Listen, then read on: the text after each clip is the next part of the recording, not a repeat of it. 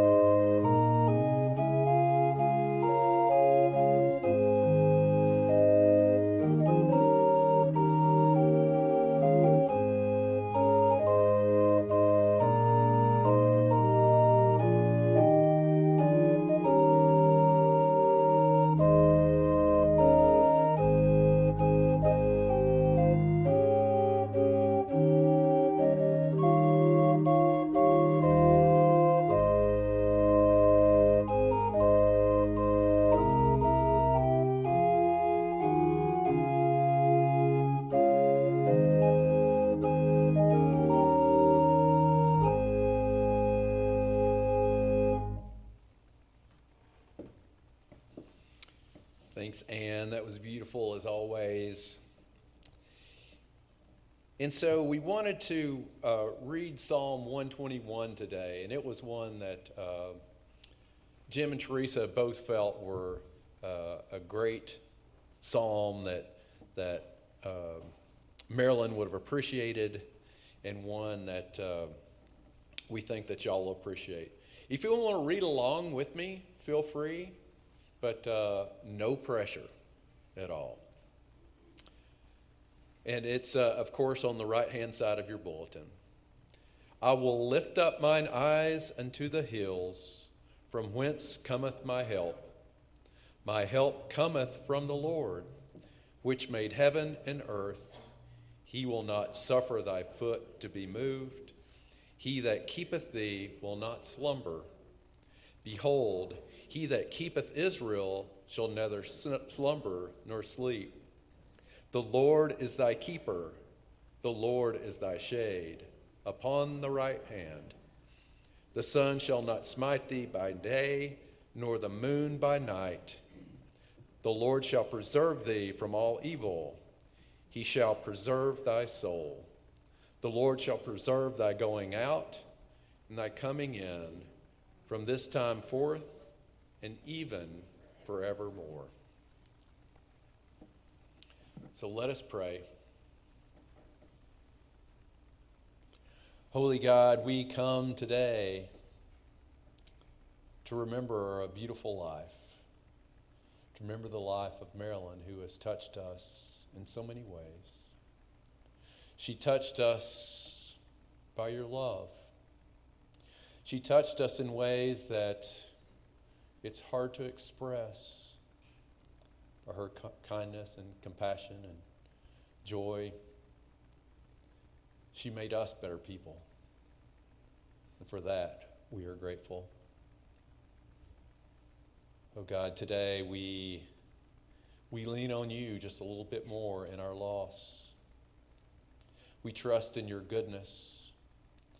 We ask that you would give us strength this day so that as we find it just a little bit harder to move forward, we know that we can lean on you, that your grace strengthens us, that you give us hope no matter what happens in our lives, and that because you live, we live. And as a resurrection people, that no matter what the worst thing is that happens, it's never the last thing. Oh God, we ask for your strength, and we ask you to remind us to be your love in the world, so that those that do not know love and friendship might know your love through us. Oh God, we now pray the prayer that Jesus taught us to pray. Our Father, who art in heaven, hallowed be thy name. Thy kingdom come, thy will be done, on earth as it is in heaven.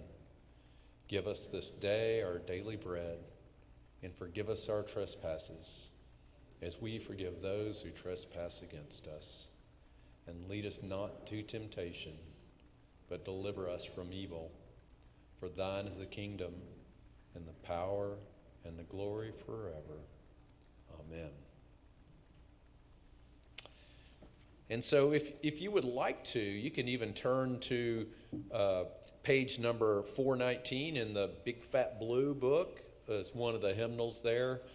If you want to just follow along with the words, I am thine, O Lord, and Ann's going to play it for us a couple of times through.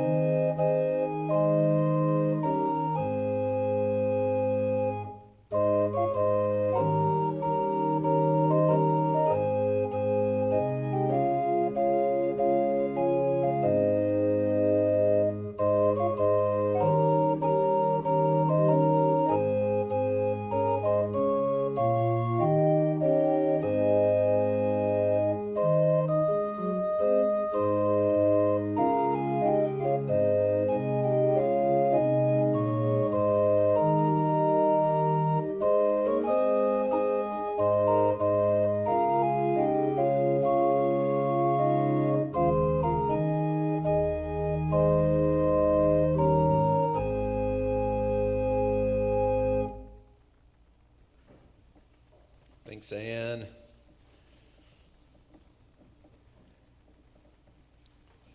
And so today I wanted to share some scripture and a brief message with you, a message of hope, I believe,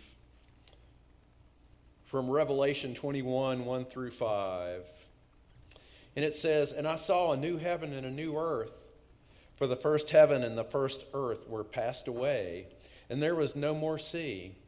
And I, John, saw the holy city, New Jerusalem, coming down from God out of heaven, prepared as a bride adorned for her husband.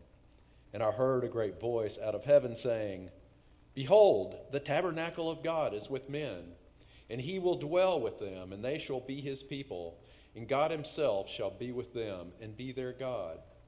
And God shall wipe away all tears from their eyes, and there shall be no more death, neither sorrow nor crying. Neither shall there be any more pain, for the former things are passed away.' And he that sat upon the throne said, 'Behold, I make all things new.' And he said unto me, 'Write, for these words are true and faithful.'" This is the word of God for the people of God. Thanks be to God. And so, as you are probably aware, the words and text of Revelation have been translated and interpreted various ways over the years by brilliant scholars. coming to different ends. But I think that one of the things that we know for sure, that in John's dream vision that he had, we see a mix of worlds, both physical and spiritual, coming together. Certainly, Revelation is a book of vivid imagery with unreal beings, epic battles between good and evil. It almost sounds like the latest blockbuster movie. And yet, this is the vision that John saw that God had for us. But the bottom line, I believe, that we can take away from Revelation, no matter how we understand it, is that when we look at all this, when we look at all the chaos, when we look at all the battles, when we look at all the imagery, the bottom line is the worst thing that happens is never the last thing for a resurrection people. That because we are God's, God will bring us to a place with no more crying, no more pain, no more loss. And that is a beautiful thing. When I met Marilyn for the first time, she was already experiencing the effects of Alzheimer's. And that would, as we know, would go on to take over her life and Jim's life as well.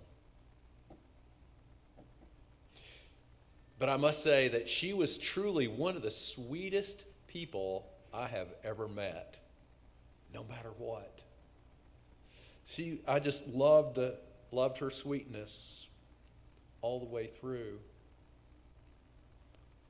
And certainly I believe that Jim is probably the most devoted husband that there ever was as well.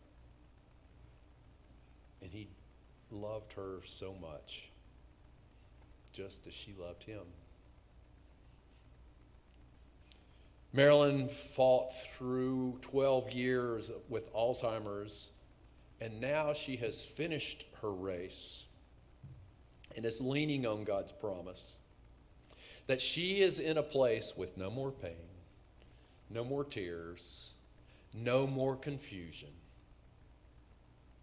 and is resting in the loving arms of God, I believe.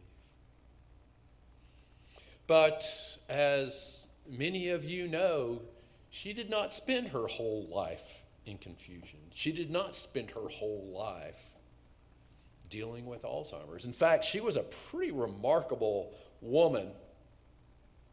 And her achievements probably don't surprise many of you because you've known about them for years.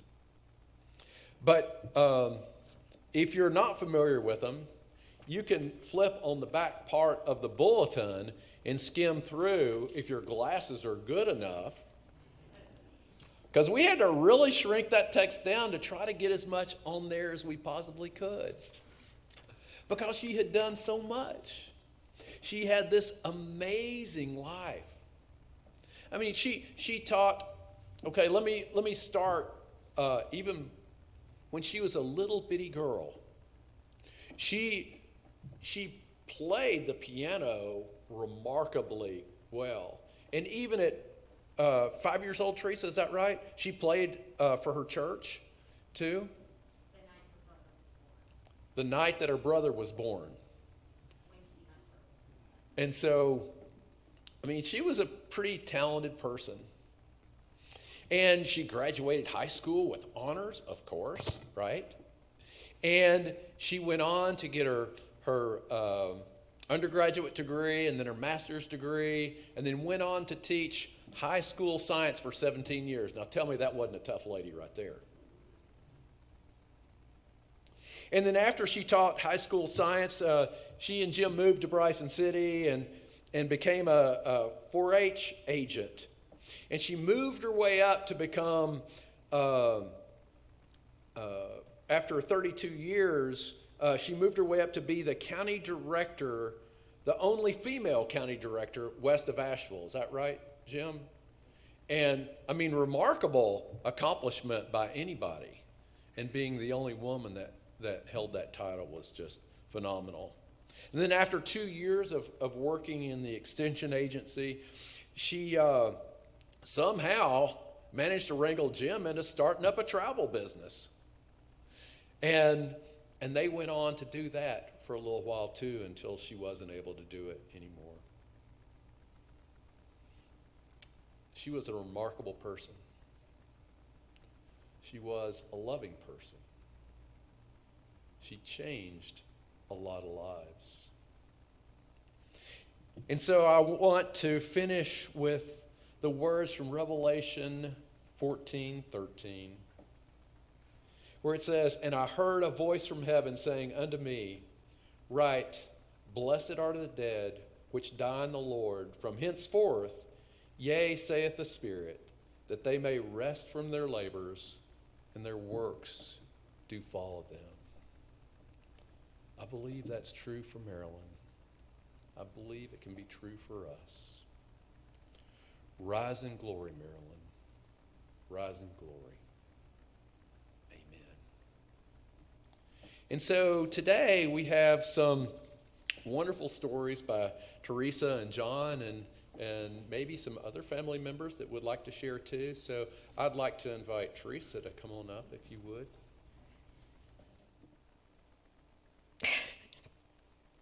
This is when my mother would tell me, "Teresa Lynn, square your shoulders. Stand up straight and fly right." Marilyn Rebecca White Gray was so much more than the cruel disease that she fought for the last 12 years. My mother was one of the strongest women I have ever known. She deserves to be remembered for the phenomenal person she was. Perhaps I can tell you a few of the things that you may not have known that I feel made her so unique. She was born July the 2nd, 1937, and quickly became the apple of her daddy's eye. That's what she called him, Daddy. She showed great intelligence even at an early age. I was told of the day that they came to her 4th grade class and moved her into the 6th grade class with no prior warning, except for a phone call that day to her parents. For her first piano recital, she played Edelweiss Wein, which included intricate fingering and chords, beginning with a notable trill in the upper register.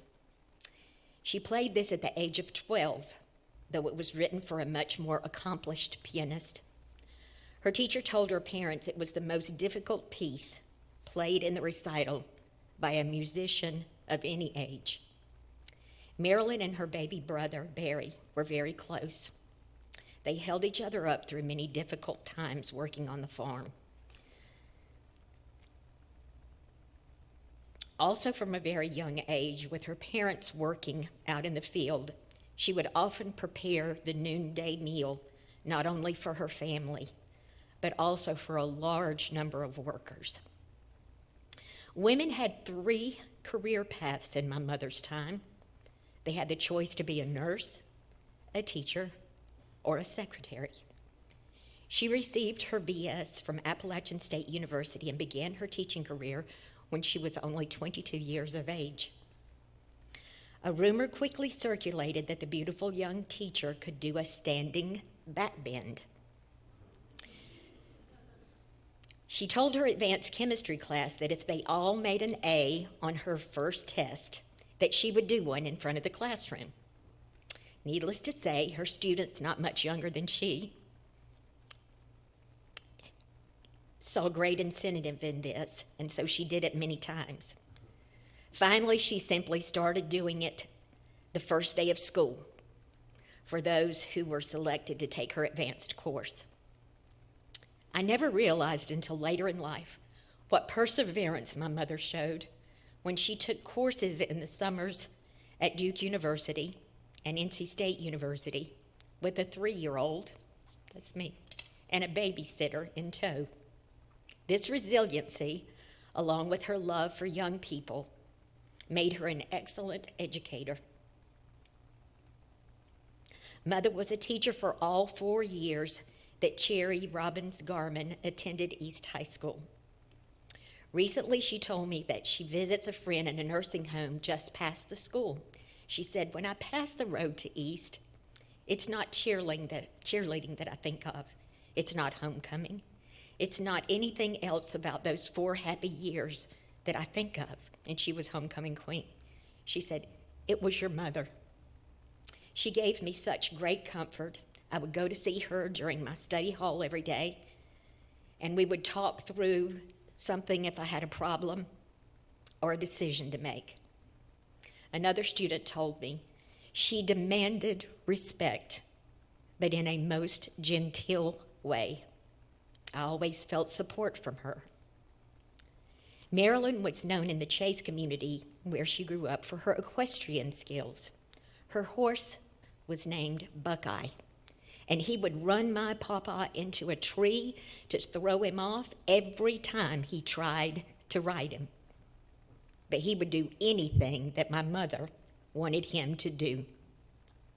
There were several families with horses, and we would often ride on Sunday afternoons. Her competitive spirit led her to challenge anyone who would to a race. The rules were, I remember these, you jumped the gully, you ran down the then dirt New Jerusalem Church Road, made a circle just past the church, beyond the church, headed back, jumped the gully once again, and tagged the lowest branch on the apple tree.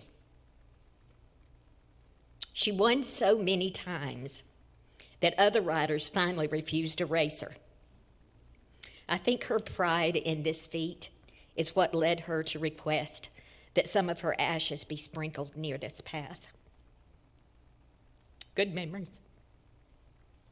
Music continued to be a huge part of my mother's life. You would never look at her and think that this gracious Southern lady loved such a variety of genres.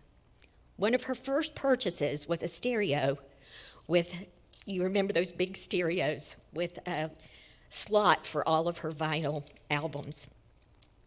From the rock of Blood, Sweat, and Tears, Earth, Wind, and Fire, Three Dog Night, Zeppelin, Joe Cocker, Janis Joplin, Carole King, to the Motown sounds of the Temptations, Aretha, the Tams, the Supremes, Stevie Wonder. She would buy one almost every payday until she amassed quite a collection that she took great pride in. One of my first memories would be waking up in the evenings after I'd been asleep for a little while and I could hear the music. And she would be in her big brown rocker by the stereo listening in the dark. I think now, was she lonely raising a daughter by herself? She never let me know. The music was her friend. Oh, she had many, but this one was present in our house every day. How many 10-year-olds can remember standing in line for hours to purchase the Beatles' White Album when it was first released? This one can.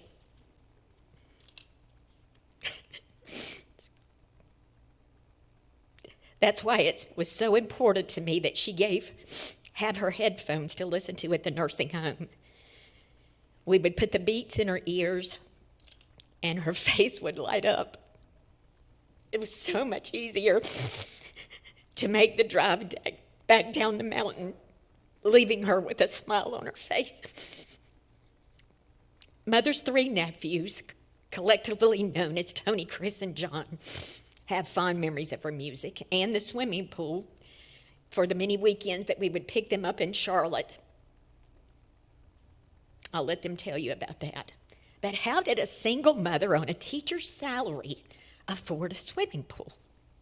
Marilyn had the wherewithal to convince the shop teacher at East to have his class build our pool as a class project. Just more evidence of the perseverance and fortitude that she possessed. When I began substitute teaching, I taught under him. He was the assistant principal then at Chase Middle School, and he remembered it and remembered how she designed everything and laid it out the way that she wanted it, but was very, very frugal and very respectful of when she asked him for something. In the summers before we had central air, a lot of you young people won't remember this, she would stay up late at night sewing window treatments for a famous interior designer firm in Charlotte. She would sew while it was cool outside.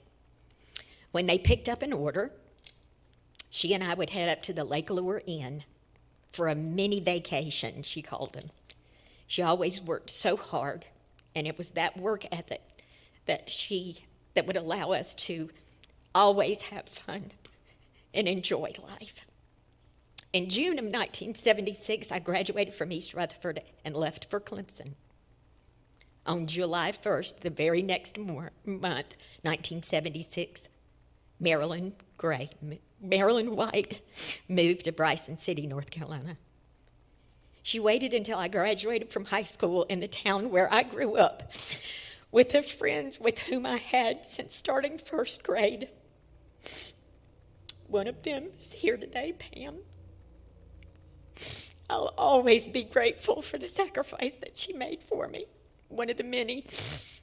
It was here in Bryson City that she would find both the personal happiness and the career success she so richly deserved. She was initially hired as the 4-H agent, but would retire. And if I say this incorrectly, ladies in the Extension Service and gentlemen, I'm sorry. But as the first female director of the NC State Extension Service west of Asheville, she accomplished so much, but there was one thing that she implemented of which that I am most proud, a program promoting the empowerment of women, which was so far ahead of its time that it was nationally recognized. After presenting it for the state, she would be invited to do so at the Extension Service Convention in Hawaii. And Jim talked about having to carry all of the stuff that she presented as they went on that trip.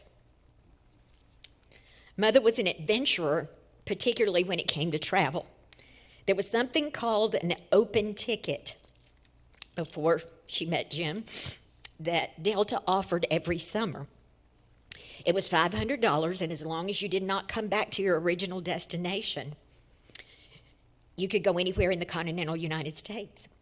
One of the favorite stories that I had is when she and a girlfriend went to New York City for the first time.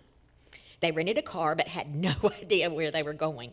After taking a wrong turn that placed them in one of the roughest boroughs of the city, they drove into an alley to turn around just in time to hear gunfire ring out and see men running on the street. She said it was the only time that you would have ever seen her hit the floorboard so fast and actually drive a car with her head below the steering wheel. They learned a valuable, and I don't know which one of you was with her when she did that, but maybe you're here. They learned a valuable lesson that day. Never drive in the Big Apple. It was in Bryson City also that she met the love of her life, Jim Gray. She told me on many occasions not to ever fly out of the Bryson City airport. I had a friend that had a plane. She said, "Young lady, I better never hear about it." So many planes crash because they're unable to have the momentum to get over the mountain. So it was only after she went flying with Jim Gray that she confessed this to me. I fussed at her right back, but she just smiled and she said she wasn't counting on the pilot who offered to take her up being quite so cute.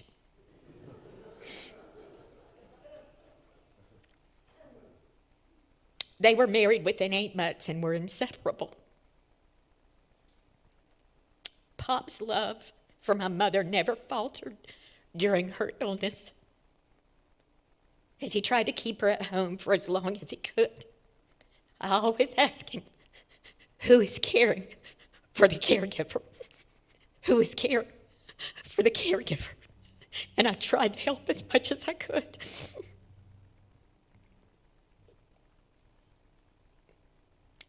I want to thank you for being the father that you did not have to be to me, and the grandfather you didn't have to be to my children, Chris, Ryan, and Caitlin. It would be Pops who gave my daughter the nickname Katie Bug, K period, T period, Bug. And she, them, the names Gigi, Grandma Gray, and PG, Papa Gray.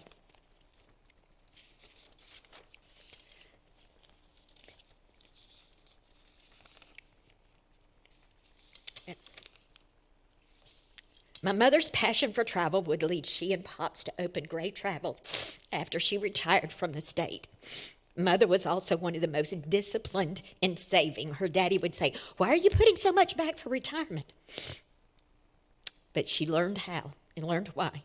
She called me one day to say how pleasantly surprised she was after her 32 years of service that she had contributed enough to her retirement to have a lifetime monthly income that was actually more than what she made when she was actively working. She was a planner. She also had the vision to have purchased a long-term care plan that would allow her to be one of the few private pay patients at the nursing home. But she didn't want to stop working. The travel agency allowed she and Jim to take many trips together and to allow them to take my daughter and her cousins on what they called the Gigi trip every summer from the time they were just babies. My daughter and all Gigi's granddaughters were the light of her life. Savannah, Eliza, Hannah. My mother was there the day my daughter came into the world as her namesake, Caitlin Rebecca. It was soon after my mother pulled out of my driveway in the snow with Caitlin 3 days old to make a business trip to Raleigh that I experienced my first realization of, you have a baby now. You are the mother for the baby. I often ask myself, would she be proud of the mother I was to my children? If I'm half the mother that she was to me, I will have considered myself a great success. Yes, she was so much more than this terrible disease. I prefer not to say that she lost the battle to Alzheimer's. She fought it with all her might, and she won every single day for many, many years. Jim feeding her every day at the nursing home, rarely missing a day. Her caregivers loved her like family for her radiant smile and remarkable spirit, and we thought of them as family. Alzheimer's has not won here. Marilyn White Gray entered heaven victoriously in exactly the way she was supposed to. For it tells us, as we said in the scripture, he knows the day of our coming out, the day of our coming in, and the day of our going out. Now she's no longer confused. She would know every single one of us here and remember the special person that you were to her. She would be dancing, just like she will be when Jim joins her, playing the piano and gardening. She was the victor here and not the victim.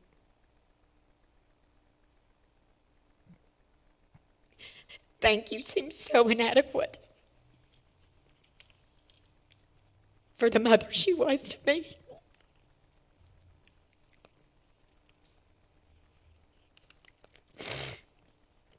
She would say, "This too shall pass. And I know that this is only a temporary separation. Not goodbye, Mom. But I'll be seeing you again." Hello. I am John White. I am Marilyn's nephew, one of her nephews. Well, that's hard to follow up. First, I'd like to read my brother, Chris, lives in Dallas, Texas, and could not be here today. Unfortunately, his wife is sick with COVID, and so they didn't feel like they should come. So I wanted to read a real quick letter that Chris wrote. It's funny, listening to Teresa speak, and my father just passed away 6 months ago. And you have these memories of them as different people throughout their life. For us, as kids, Marilyn was just amazing. And I think that's what Chris was trying to get across.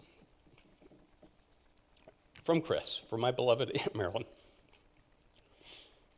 I will always remember how much you adored your nephews, and somehow you always made me feel special. So much of my appreciation of women in this world comes from you. As kids, whenever we visited, there was swimming, hiking, camping, tubing, fishing, and lots of milkshakes. It just seemed so normal for this single mom to be able to spoil her nephews rotten for weeks on and every summer. But this was not normal. It was remarkable. It may have been taken for granted when we were younger, but as we grow older, we realize how incredibly fortunate we have been to have Marilyn as family. Goodbye, Aunt Marilyn. With love and cherished memories, Christopher. I guess that's what she called him. I don't remember that. And for those of you that don't know me, I grew up in about 1,500 miles away from here in Boulder, Colorado in the 80s. And that's the period I'm going to talk about that I remember of my Aunt Marilyn.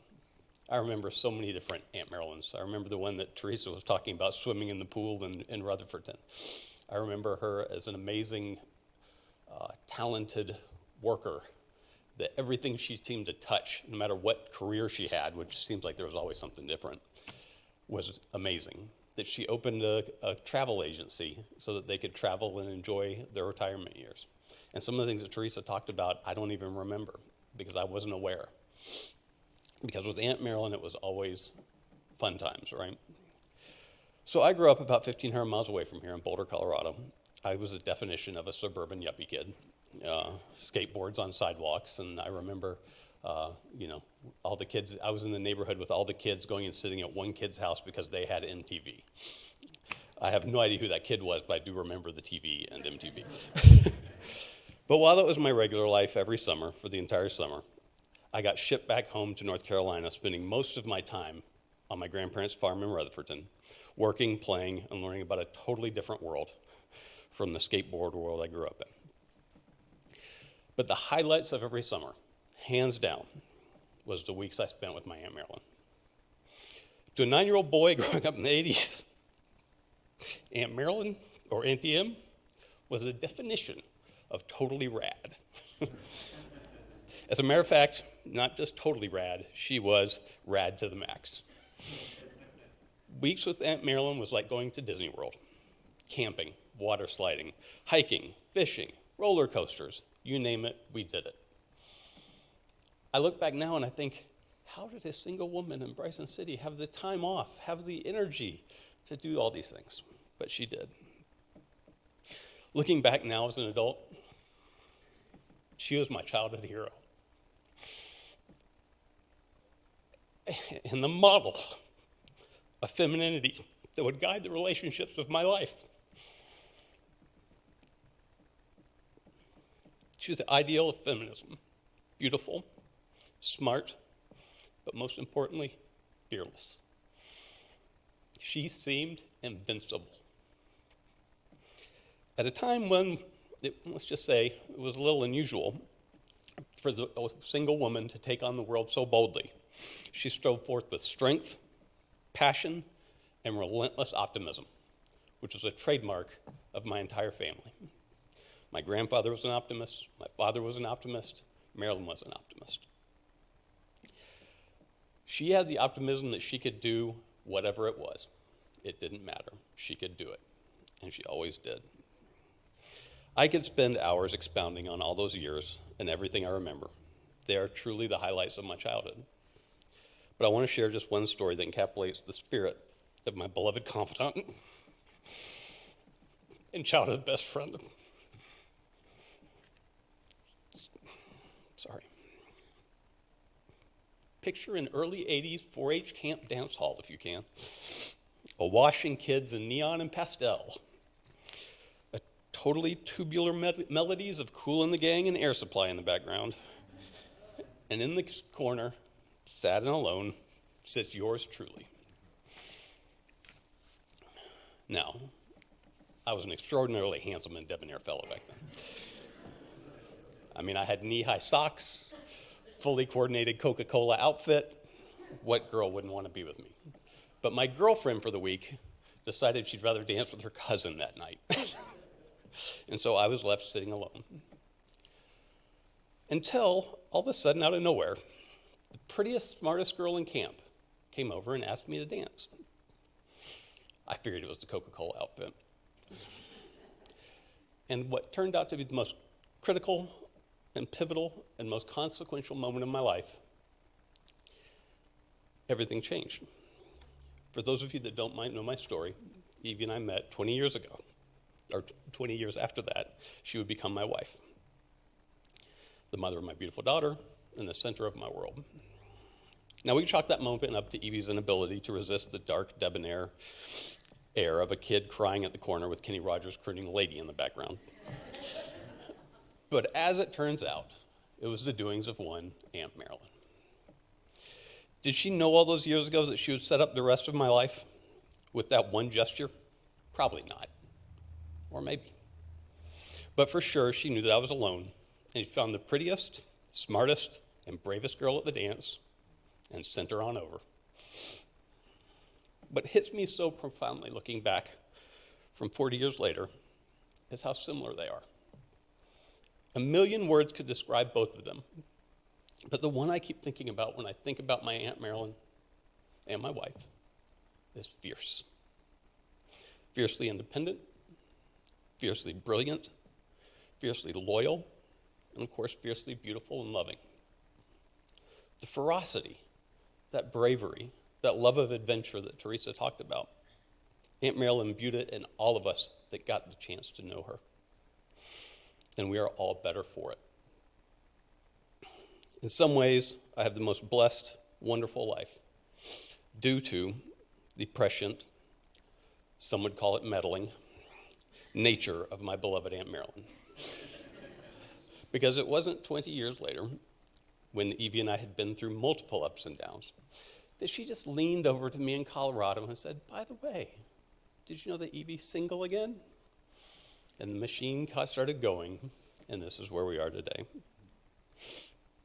I'll never forget her for the rest of my life.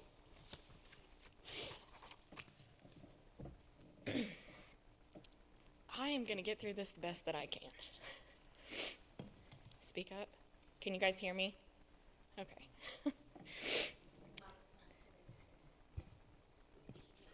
Thank you, Mom.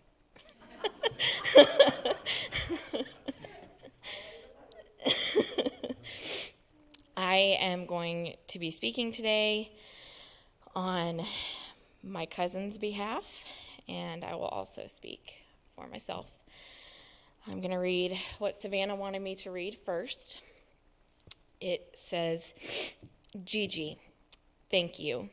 You were such an amazing grandmother and friend. I miss you so much, and I wish that I could be there today." By the way, she's a super smarty pants. She's in medical school. That's why she's not here. "But I will carry the lessons that you taught me for the rest of my life. You taught me that travel is a gift. Our trips together every summer were the highlight of my year, and I always looked forward to where we would go and the adventures that we would have. Now these are some of my fondest memories. You taught me that looking after yourself is just as important as looking after others, and you were very, very good at both. You took care of those around you, lending support and encouragement, all while looking impeccable in your favorite black dress and hat. You taught me that it's important to take time to enjoy the small things in life I can't count the number of times that we stopped for ice cream on our many trips just because you could never say no to a goofy idea that we have come up with. Like watching us perform cheerleading stunts in the pool, which were terrible, by the way. How can a person just sit there and watch that over and over again? Singing on the train to random strangers and visiting dinosaur roadside attractions. We had just as much fun on our big adventures as we did during the unplanned and spontaneous events of life. Gigi, you are a remarkable person, and I will miss you dearly. I know that you will continue to lend your love, support, and strength to us. I love you always, Savannah.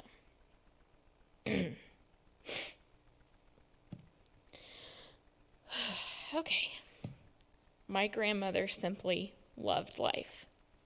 She loved her devoted husband, her family, traveling, learning, dancing with my grandpa, playing the piano, and one of her most true loves, ice cream. I consider myself lucky to have grown up with such loving and involved grandparents. Every summer from the ages of 2 and 5, my Gigi and PG took my cousin Savannah and I on a trip. To say that Savannah and I are simply well-traveled would be an understatement and a disservice to the time and work that my grandparents put into planning our yearly adventures. Today I'm going to share a few highlights from these trips with you. We've gone on multiple trips to Disney World and Disneyland. Been to the Anne of Green Gables house on Prince Edward Island in Canada. Taken a ferry ride on the 4th of July under a fireworks show with an incredible live jazz band in New Orleans the year before Katrina hit. My grandparents were absolutely, without a doubt, the best dancers on that boat. We've been thousands of miles in a sleeper car on Amtrak's railroads all over Canada and the United States. If you've ever been in a sleeper car, they're not large. They're very small. It's uncomfortable.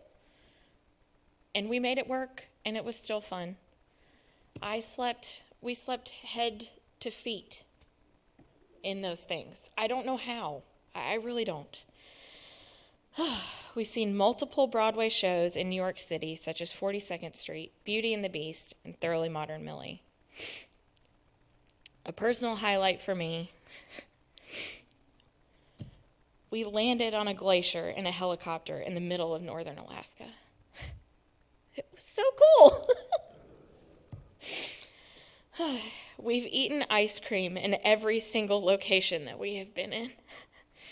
She always acted like it was a treat for us, but it was really secretly always for her. Ice cream always brightened her day. These highlights are just a handful of the things that we've experienced together as a group of 4 traveling. These early exposures to travel and culture created 2 little hodophiles, which I had to look up what that meant. It's a person that likes to travel. Thank you, Google.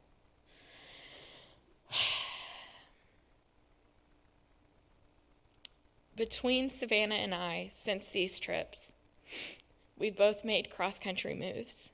Savannah, multiple moves halfway across the world.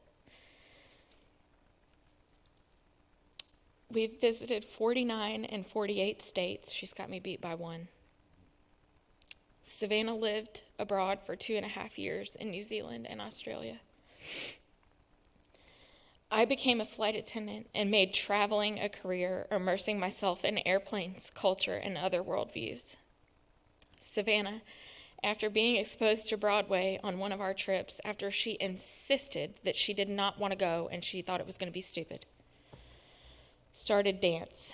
She did ballet, pointe, jazz, hip-hop, you name it. She's done it. Won state championships and starred as the lead in performances such as Cinderella. It's very easy to see the influence that my grandparents have had in our life by our hobbies and our passions. I'm thankful every single day for their unconditional love and support. Unfortunately, the last 12 years of my grandmother's life were plagued by Alzheimer's. I watched my grandfather continue to love and serve her diligently. There were very, very few days that he wasn't there to feed her her meals and spend time with her even when she couldn't speak, to thank him for it or tell him how much she loved him. I also watched my mother drive countless times from Forest City to Bryson City to see my grandmother, feeding her, shaving her legs, brushing her hair, helping her with basic needs that she was unable to fulfill for herself. Those years were challenging and devastating to watch the slow decline of her mental and physical health. I was fortunate enough to bring my daughter Piper up here 3 weeks ago, which I don't know where she is. She's somewhere with my sister. My sister-in-law, sorry. I didn't realize how much joy that it would bring to all of us to be able to experience this. My Gigi even gave a rare and precious small smile to Piper during our visit. As we sat in the room with her, Piper began to get fussy like any 8-month-old. So I pulled out the first thing that I could think of, or the first thing that I could find in her diaper bag, which was several Christmas-themed books. I didn't realize how special this moment would become to me. My grandmother always encouraged me to read as a child. I have vivid memories of her reading me Miss Rumphius, Yertle the Turtle, and How the Grinch Stole Christmas over and over again, no matter how many times I asked. I am so honored to have been able to read to her and Piper together and pass on our love of reading to my daughter. My heart is broken at losing such a wonderful and elemental part of my life, but she will always be with me. I will think of her in every lupin flower that I see. Remember her love for hot tea with every cup that I drink. Hear her voice in my head every time I pack for a trip, telling me that I'm overpacking and that I surely don't need as many pairs of shoes as I have in my suitcase. I'll feel her hand guiding me in every page of a book I turn for Piper. And I will forever hear and feel her in my heart in every note of You Are My Sunshine. Jeff. I'm Jim's youngest. And I particularly wanted to be last because this is probably going to be one of the more unusual things you hear at a eulogy. Everyone's talked about Marilyn and how wonderful she is. And what you've heard most is her love of family. And all of us here are family. You see us sitting here as family collectively together. And in the 80s when they married, there was no such word as a blended family. But now the word for what we are is a blended family. That wasn't a word in the 80s. But one thing about Dad and Marilyn, they treated all of us, everyone in the family, equally. They loved us all equally. And being a family meant everything to them. When they came here, of course, they purchased a house far larger than they needed. And then they added on. Because the goal is those things that we all dream of, everyone coming in at Thanksgiving and Christmas and other times of the year. And that's what they wanted in that house, that if you've not seen it, you can see it from here, you can see it from most anywhere. But it's pretty large. And that worked for years, a few years. We had Thanksgivings together, Christmas together. We had some great pictures. Had some great fun cutting up in that house, and that meant everything to them. And then as time passed and families grew and moved apart, it became more and more difficult. And of course, Daddy observed night before last as we all gathered there that how sad he was is that the only time that now in the last decade or so, we've all been under their roof, and it was their roof. Their family's roof was for Marilyn's funeral.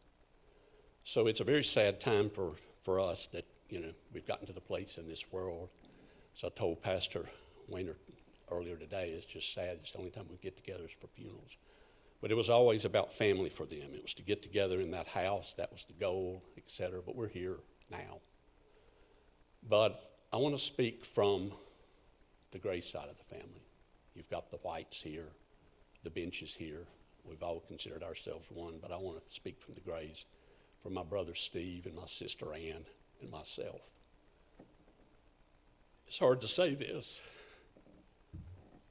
but our parents' marriage was a good one, but it wasn't a great one. And we all knew it growing up. My father was widowed for 8 years. He was pretty much a wreck. Red socks, plaid pants, plaid shirt, maybe a plaid tie. Make your eyes jump like you were watching one of those old TVs. He'd heat soup and eat it out of the pot, watching TV. Sometimes the cat would climb up on the arm of the chair and eat out of the pot too. But Daddy was pretty much a wreck. And then we wondered, how long can a man live like that as a bachelor? He didn't care. He moved a gigantic file cabinet in the middle of the kitchen. The kitchen table became just another workspace for him. And then he met Marilyn, and everything changed. And the man that we had known blossomed, and I mean truly blossomed. And she truly made him into the man that he was inside, who he wanted to be. All of the things in life he loved, he could enjoy with someone that they thought alike, they had the same opinions on things, they had the same taste. I mean, the great fear I had when I was married was building a house with my wife, because I knew there would be a murder. There would have. But they had the exact same taste in everything, opinions in everything, thoughts, hobbies, desires, everything you've heard today, music, dance, travel. They traveled the world. They traveled the United States and traveled the world, sometimes going to some places twice. Daddy kind of got to the place where do you want to go next, because he'd been everywhere. But you've heard all those things. But they had everything alike. They even began dressing alike for a while, much to our displeasure. Those were tough days. They would look exactly alike. In fact, Daddy and I went looking the other day. They had a ball game at Western. I tried to get him to wear it. They had matching purple outfits they would wear to Western games, I swear. They looked like Mr. and Mrs. Barney in the purple. But we tried to find the Barney coat the other day and couldn't find it, because I was going to get him to wear it to Western just for old time's sake. But they had the same of everything. And it was just amazing to see the two of them together and what they did and the things that they enjoyed, etc. So as I told you a minute ago, it's a little unusual, because I don't want to speak just for the Gray side of the family, but I'm speaking from the Gray side of the family. And I don't think we told this lady enough. Thank you. Thank you. Thank you. Because she probably added, and here he sits, 93 years old. Every one of you said how remarkable he looks. He looks remarkable because of the love that he had for 36 years from that woman. And yes, 36 years. I know the last 12, she was in a nursing home. But he loved her just like the day he met her. He loved her just like the day he met her, and he has prospered. He has remained healthy. He's had a goal to each day to do, to be, to keep in good health, etc., in order to be with her. And this morning my heart broke when Daddy looked at us and said, I don't know what I'm going to do at lunchtime tomorrow, meaning Monday, when I can't go down to that rest home and see her face. And so on behalf of the Grays, on behalf of Dad's many, many friends, we all owe a great debt of gratitude to this woman for giving him the joy that he's had all these many years with her. And he, I know, will carry with her in her heart. And I truly considered her my mother. For those in Bryson City, many of you in this church don't realize it. She wasn't my mother. But I always introduced her as my mother. When you all would even tell me, gosh, you look like your mother. And I would smile at you and say thank you. Because I thought of her that way. My siblings did as well, just like this whole family. So Marilyn, all I can say to you is thank you. Thank you for what you did, what you've done for our father, and for keeping him here with us as long as you did. Because you have been a blessing, just like you've been a blessing to everyone in this room. So I just want to, for all of y'all for the future, that we just ask you on behalf of this entire family, please remembering it's going to be some tough days ahead, as you all know. And we ask that you just keep him in your hearts and prayers, because that's what she would want us to do. Thank you.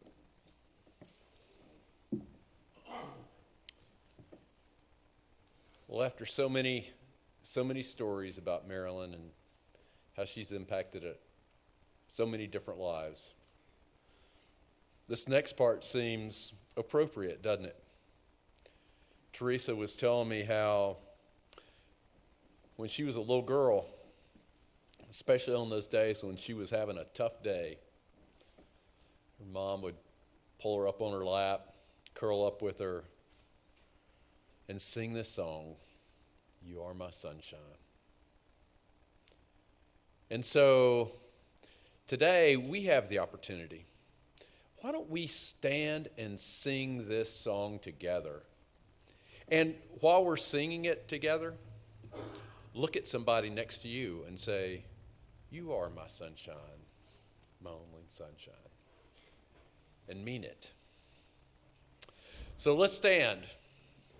And we're going to sing it through a couple times.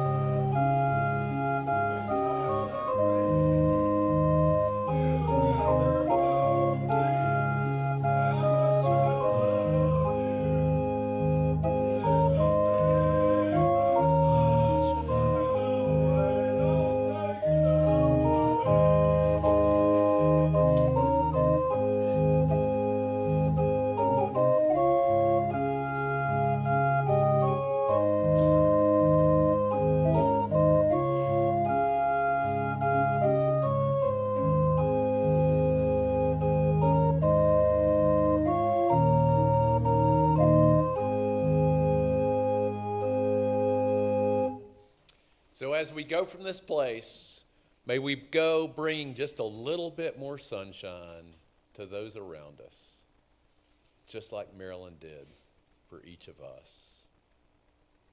Go in her memory and go in peace. Amen.